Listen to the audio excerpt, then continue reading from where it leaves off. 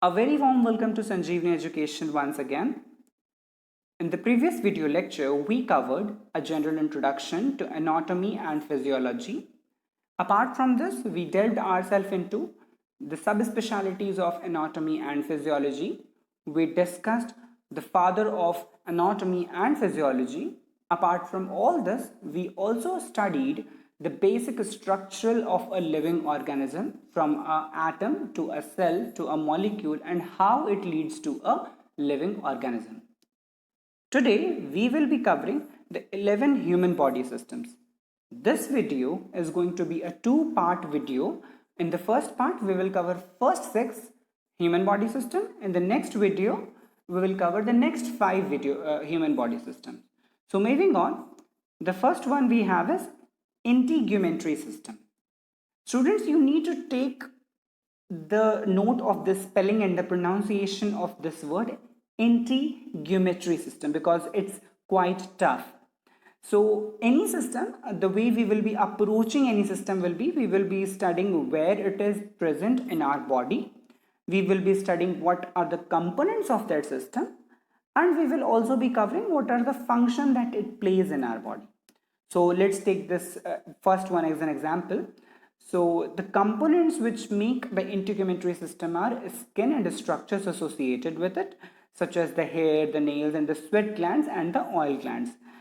And you can see it in the figure. These are all labeled where they are present in our body, and the function which it plays are it helps the body and protects the body basically from the skin. For example, the skin protects us from the outlying bacteria and fungi which may be harmful to our body. It eliminates wastes, helps vitamin D, and detects sensations such as touch, pain, warmth, and cold through our skin. The second one we have is a skeletal system. As you can see, the skeletal system has 3 major components: the bone, the cartilage, and the joints. Bones and joints of the body and their associated cartilages. Cartilages is basically a substance which is there in between the bones to keep them intact. So the function it provides is it supports and protects the body surface with the area of muscle attachments, aids body movements, house cells that produce blood cells, and it stores minerals and lipid fats. The third human body system which we will be studying is the muscular system. Muscles composed of skeletal muscle tissue, so named because it is usually attached to bones.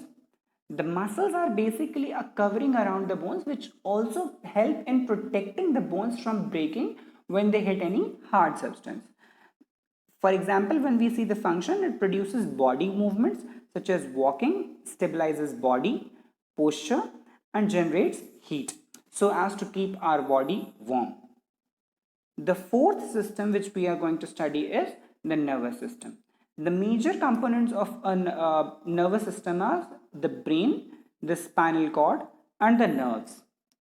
You might have studied this in your previous classes as well, that such as, and also the special sense organs such as eyes and ears through which it senses the surroundings, what is happening. So as you can see the function, it says it generates action potential nerve to the impulses to regulate body activities, detects changes in body's internal and external environments.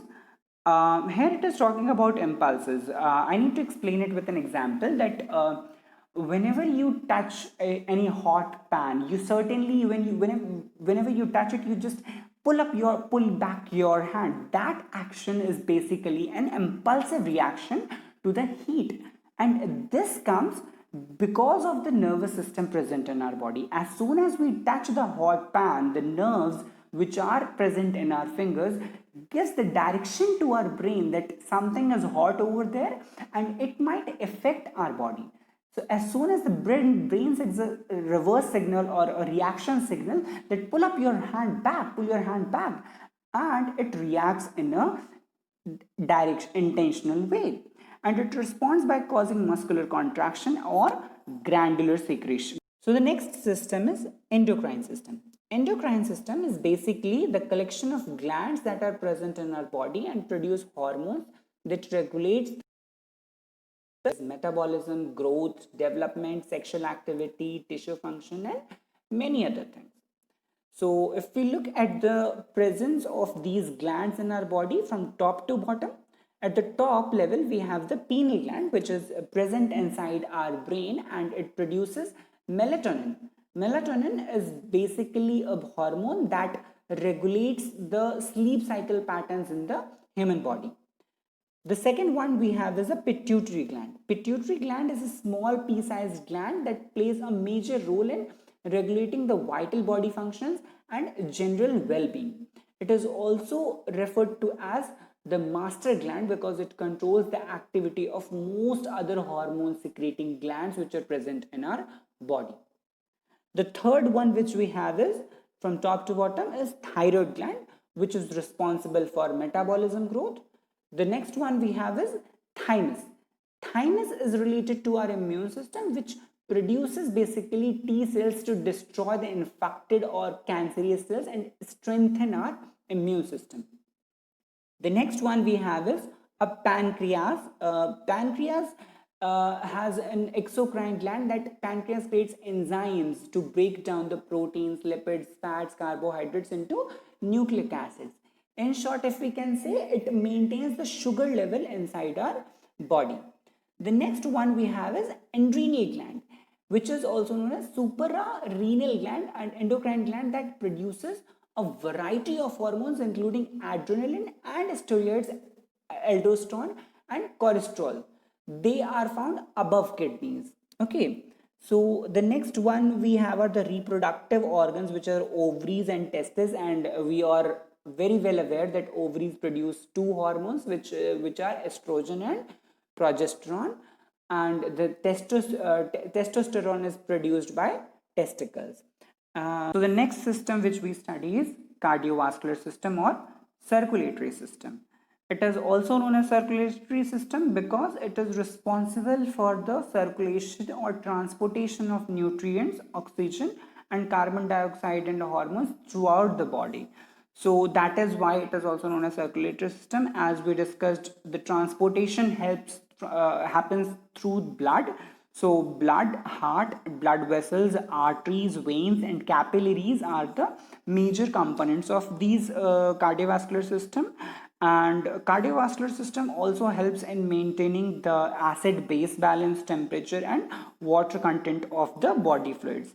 Apart from this, blood components help defend against disease and repair damaged blood vessels too.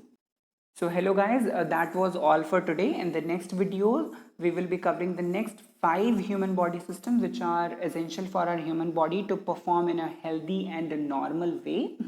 And in case you have any doubts, please ask them in the comment section. We will be very happy to answer them. And if you have liked our content, if you have liked our video, please share it among your friends, your colleagues, your community, your teachers and anywhere who can be benefited from these video lectures. And please hit the like button, subscribe to our channel so that you can be entertained and benefited from the upcoming video lectures through our channel. Thanks a lot and see you soon.